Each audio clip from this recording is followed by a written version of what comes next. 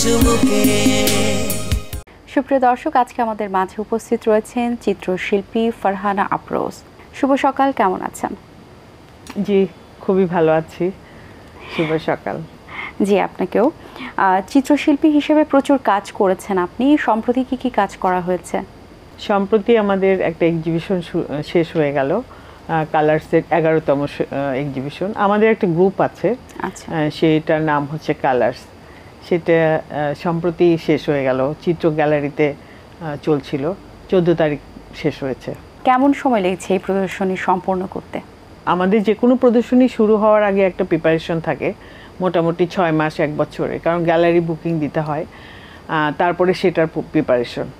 এবার আমাদের প্রিপারেশনটা আমাদের শুরু হয়েছে হচ্ছে জুন মাসের 1 তারিখে, কিন্তু আমরা গ্যালারিতে অলরেডি চলে এসেছিলাম 25 তারিখে। 25 তারিখ থেকে 1 তারিখ পর্যন্ত আমাদের গ্যালারিতে কাজ হয়েছে, কারণ আমাদের যে কিউরেটর ছিলেন এবারে প্রদর্শনীর, অভিজিৎ চৌধুরী, ওনার আন্ডারে আমরা সমস্ত কাজগুলা এনেছি এবং তার তত্ত্বাবধানে কাজগুলো সম্পন্ন করেছি, মানে ডিসপ্লেটা করেছি। আচ্ছা, এই প্রদর্শনী বিশেষত্ব কি ছিল? বিশেষত্ব হচ্ছে কিউরেটরের একটা চমৎকার উপস্থাপনা ছিল। প্রত্যেকের কাজ, আমরা তো কাজ করেছি, কাজ আমাদের নিজস্ব সত্তা নিয়ে আমরা যে 11 জন কাজ করেছি, কিন্তু কিউরেটর সেটাকে আরও একটু সুন্দরভাবে উপস্থাপন কিভাবে করা যায়, কিংবা কার কাজের কোন জায়গাটা ঘাটতি আছে, এই জিনিসটাকে, মানে এই জিনিসটা বের করে নিয়ে এসেছে এবং সেটাকে উপস্থাপন করেছে। এটা একটা বিশেষত্ব অবশ্যই ছিল। সবাই প্রশংসাও পেয়েছি আমরা সবার মোটামুটি। আমাদের কালার্সের এক্সিবিশনে সাধারণত আমরা কালার্সের সদস্যরাই করি, কিন্তু এবার আমাদের এক্সিবিশনে 4 জন গেস্ট আর্টিস্ট ছিল, রোকেয়া সুলতানা, মিনি করিম, সোয়ানা শারমিন এবং রুবিনা নার্গিস। রোকেয়া সুলতানা উনি আমাদের বিশিষ্ট চিত্রশিল্পী, প্রিন্ট মেকার, বাংলাদেশের একজন বিশিষ্ট শিল্পী। উনি আমাদের সাথে ছিল, এটা একটা বিশাল ব্যাপার ছিল আর কি। আচ্ছা, এবার আপনার প্রথম একক প্রদর্শনী সম্পর্কে একটু জানতে চাই। সেটি করতে কেমন সময় লেগেছিল এবং সেটির বিশেষত্ব কি ছিল? একক প্রদর্শনীটা হয় হচ্ছে 2018 সালে। সেটা আমার প্রিপারেশন ছিল মোটামুটি, আমরা শুরুর কথা আমাকে বলতে হয় তাহলে, কারণ আমার একটা দীর্ঘদিনের গ্যাপ ছিল, কিন্তু আমরা মাস্টার্স দেওয়ার পর একটা 16 বছরের আমার গ্যাপ ছিল। 16 বছর পর যখন আমরা শুরু করলাম কালার্স, শুরু করার পর তারপরে এই কালার্সে কাজ 2016 থেকে 18 পর্যন্ত যে কাজগুলো আমি করেছিলাম ইমপ্রেশন সিরিজের, সেই কাজগুলো নিয়ে আমি 18 সালে দেয়াল নাম শিরোনামে একটা একক এক্সিবিশন করি যাত্রা বিরতিতে। আচ্ছা, সেটি কিসের উপরে ছিল বিশেষত্বটা? ইমপ্রেশন সিরিজের এই ক্যানভাসে, অ্যাক্রিলিক ক্যানভাস ছিল। বিশেষত্ব বলতে আমার কাজ শুরুটাই করেছি, মানে যে 16 বছর পর যে কাজটা শুরু করলাম সেই সিরিজের কাজগুলোই ছিল ওখানে, ইমপ্রেশন সিরিজের। আচ্ছা, এখন পর্যন্ত আর কোন কোন প্রদর্শনীতে অংশগ্রহণ করা হয়েছে? আমরা তো এককভাবে, মানে বিভিন্ন গ্রুপ এক্সিবিশন করেছি, জাতীয় এক্সিবিশন, ইয়াং অবশ্য করিনি, কিন্তু জাতীয় এক্সিবিশনগুলোতে করেছি।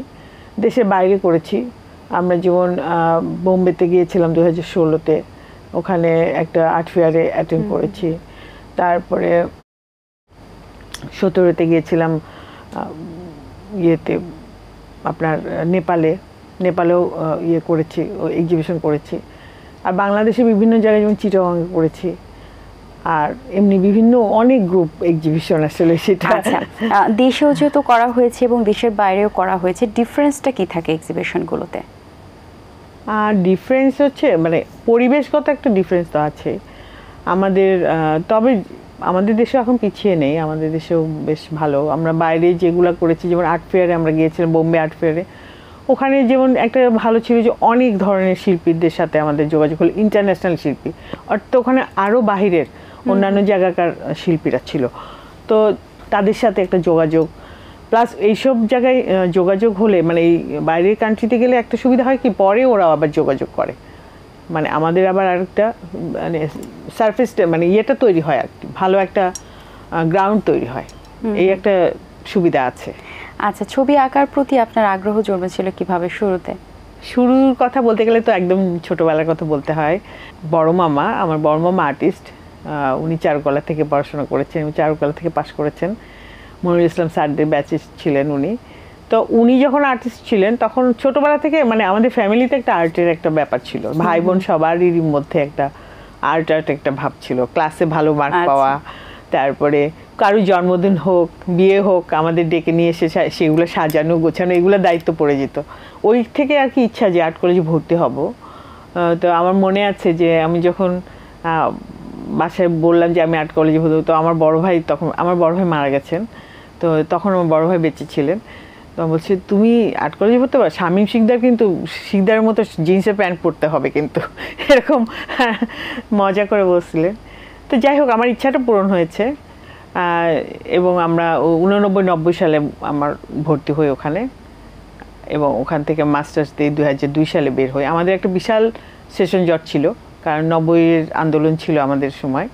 তো প্রচণ্ডভাবে এই হল ভ্যাকেন্ট, এই হল খুললো, এরকম একটা ব্যাপার ছিল। মাস্টার্স শেষ করতে করতে আমার 2 বেবি হয়ে গেছে আর কি অলরেডি।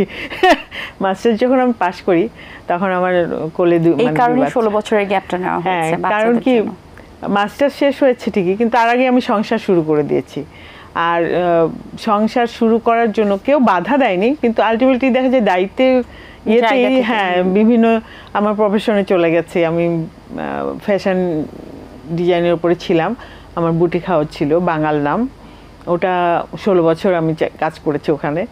তারপরে এই 16 সালে মানে এই কালার শুরু হওয়ার পরে আমি ওটাকে ক্লোজ করলাম আর কি। আচ্ছা, এবার একটু আপনার ছোটবেলা আর একটু ডিটেলসে জানতে চাই যে পরিবারে কারা কারা ছিলেন এবং এই পর্যন্ত আসার পেছনে সবচেয়ে বেশি উৎসাহ কারা জুগিয়েছেন? পরিবারে বলতে আমরা 4 ভাই বোন। আমার বাবা হচ্ছেন অ্যাকাউন্টেন্ট ছিলেন বিআরটিসি, আর আমরা 4 ভাই বোন। আমি তো চারুকলায় গেছি। আমার বড় ভাই হচ্ছে নর্মাল লাইনে ছিলেন। আমার ছোট ভাই হচ্ছে পিএমের সাথে আছে, প্রেসে আছে, উনি ফটোগ্রাফার, আক্তারুজ্জামান। আর আমার ছোট বোন বিয়ে হয়েছে, তার হাজব্যান্ড কলেজের প্রফেসর অশেষ। আর এই লাইনে আসার পিছনে বললাম যে আমার বড় মামা যেহেতু আর্টিস্ট ছিল, আর আমার বড় ভাই খুব উৎসাহ দিত, আমার বাবাও উৎসাহ দিত ভীষণভাবে। আমার বাবার কথা না বললেই না, আমার বাবা আমার সমস্ত কাজের উৎসাহদাতা। মানে আমার জীবনে যত কিছু করেছে, আমার ব্যবসা, আমার পড়াশোনা, সব কিছুতে আমার বাবা। আচ্ছা, বিশ্বের দরবারে পেইন্টিংটাকে আরও কিভাবে রিপ্রেজেন্ট করা যায় ভালোভাবে?